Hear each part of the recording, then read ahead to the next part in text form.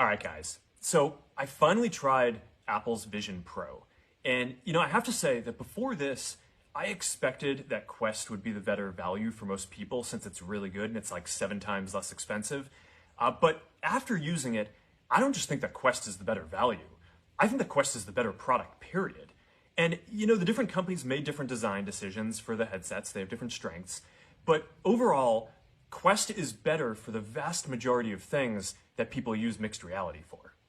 Now, my friend Kenny is actually capturing this video on Quest's high-resolution mixed reality pass-through right now. We're just here in my living room, and you can see his browser windows and whatever else he's got running up here.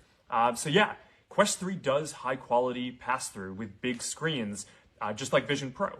But we also designed it to be great for a lot of other things, moving around, playing games, hanging out with friends and socializing, working out, and more. Quest, I think is just a lot more comfortable.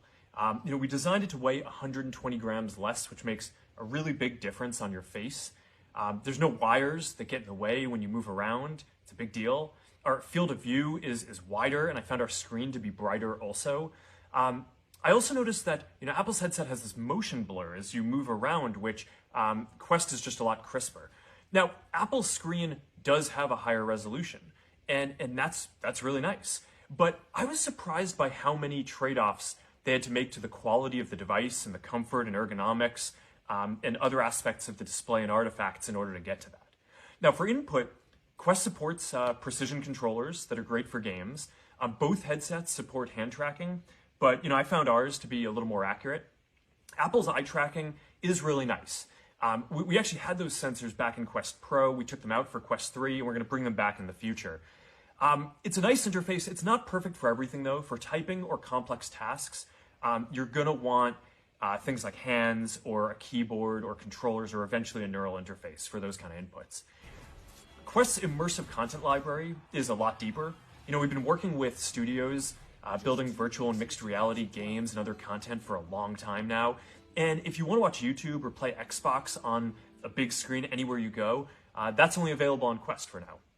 So, when I look around, it seems like there are a lot of people who just assumed that Vision Pro would be higher quality because it's Apple and it costs $3,000 more.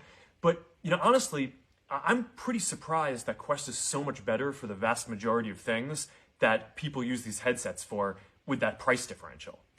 Now, look, I know that, some fanboys get upset whenever anyone dares to question if Apple's going to be the leader in a new category. But the reality is that every generation of computing has an open and a closed model. And yeah, in mobile, Apple's closed model won. But it's not always that way. If you go back to the PC era, Microsoft's open model was the winner. And in this next generation, Meta is going to be the open model, and I really want to make sure that the open model wins out again. The future is not yet written.